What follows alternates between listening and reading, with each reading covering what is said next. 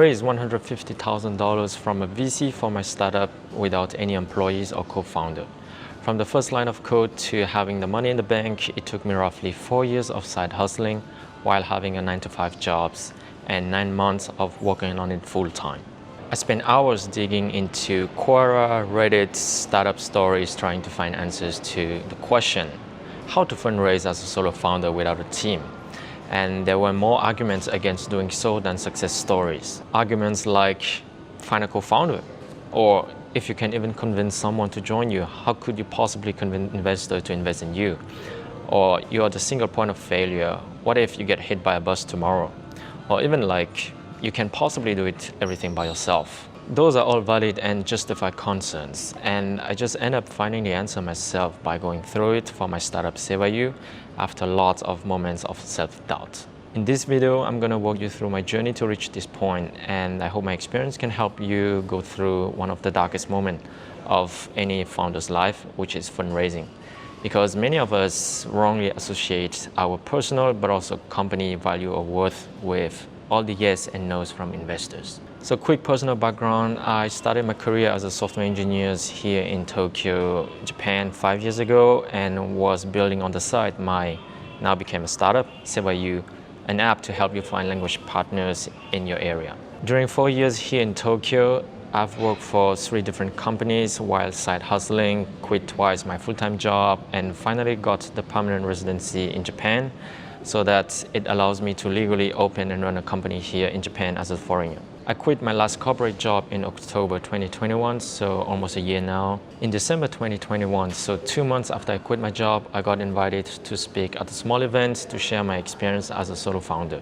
That talk then helped me get introduced to a few people, and I ended up being introduced to a VC in Tokyo. And that was the first time that I got my first step into the whole startup ecosystem here in Tokyo. So I got an in-person meeting over coffee with one of the general partner of the VC, and then got introduced to another general partner to that VC over email. That was right before the year-end holidays, so you can guess that it wasn't the best timing to start an investment discussion or business deal. During the holidays, I also took time to reflect and see whether it's the right choice to go with raising money from VC at this stage of my project, or should I go with angel investment instead, or just wait a little bit more. Then around mid-January, so a few weeks after the introduction email, I sent a follow-up email without much follow-up. Social momentum is real. You'll be forgotten if you don't keep that momentum and try to quickly get to a potential agreement. I also incorporate my project into a real company, a kabushiki gaisha for those who know, a joint stock company in February 2022. So it was 2022-02-22. So an easy date to remember so that I can prepare the legal side in case I might receive investment later on. I know that I needed to raise money at some point as soon as possible, and I can't possibly grow the project just staying as a one-man show with my 1 year-ish of savings. Startup is about growth and fast growth. So after that, I started to dig into finding and talking to like 4 or 5 angel investors, and attended one pitch event online. By the way, making a pitch deck really is time consuming, but that helps to understand your own product and company, but also help you doing things like financial projection, go-to-market strategy, things that you won't usually do if you are a builder. At first, I was pitching angels with the mindset of, I need to fundraise, and that actually will show in your words and behaviors without even you realizing it, because you might sound desperate. So as expected, I didn't get much out of it neither. And it's actually better to hear a clear no from investors or angels rather than just keep dragging things on. But mostly I didn't hear neither a clear yes or a clear no. And that's kind of like a difficult situation you can find yourself in. So I really appreciate investors who give you straight no's. It's pretty common to find angels or investors who only invest if there's a bigger player who lead around so that they can follow. It also doesn't help to be a solo founder without a team and without any prior track record, such as exited founder or second-time founder. And I wasn't working neither on trendy projects that might give some extra excitement to investors. I mean, language exchange or language learning doesn't sound that trendy or hot compared to things like NFTs or Web3 projects seems to be, right? So instead, I just took all the valuable feedback I received from investors and just focusing on improving the product. That's kind of like a good thing to talk to investors, because even though you don't get any investment, they can still give you like unfiltered feedback to improve your product. So I stopped trying to look for investors and instead spent the next 5 months trying to improve the product. So just coding, talking to users, coding again, trying to retain users, rinse and repeat. I spent time testing hypotheses and adding new features, deprecating features that were not used much, and trying to improve the app performance, make it more user-friendly, but also get tons of feedback from users. I played to my strength and just focus on building the best product possible that people want.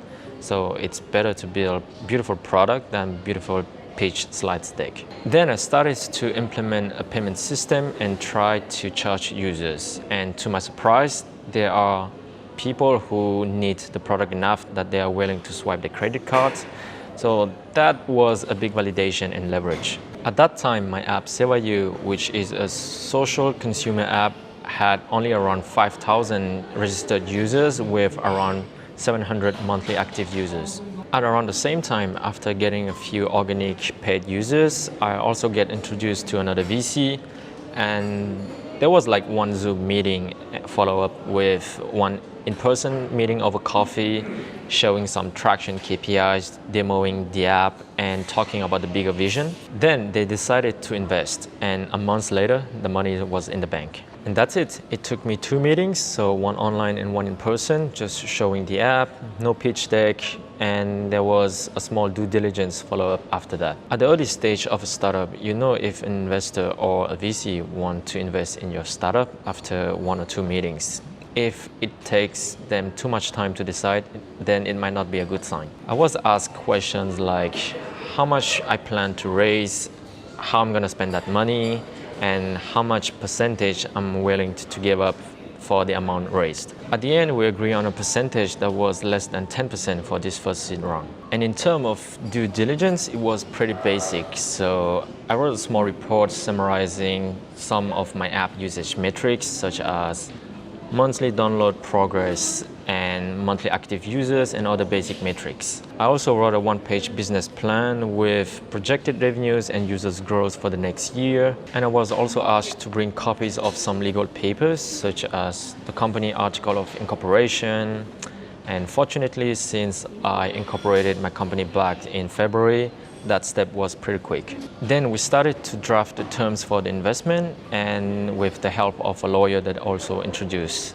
So everything was written in Japanese, and even though I can speak Japanese fluently, I still need some time to go through it. The whole process took around 3 to 4 weeks, from the terms drafting to having the investment money wired to my company bank account. It was a good thing to have my company incorporated beforehand, but also opening a corporate bank account so that the investment process can go quick and smooth, because at this early stage of a startup, there are teams working on project without having the company ready. So to recap and summarize a little bit my journey, so it took me 4 years of side hustling and 9 months full-time working on it from scratch as a solo founder, doing everything by myself. So coding, marketing, designing. I had no prior credential or track record, such as being an exited founder or second-time founder. Time spent from I want to fundraise to the money is in the bank was 8 months. Numbers of investors pitch, so 2 VCs and less than 5 angels.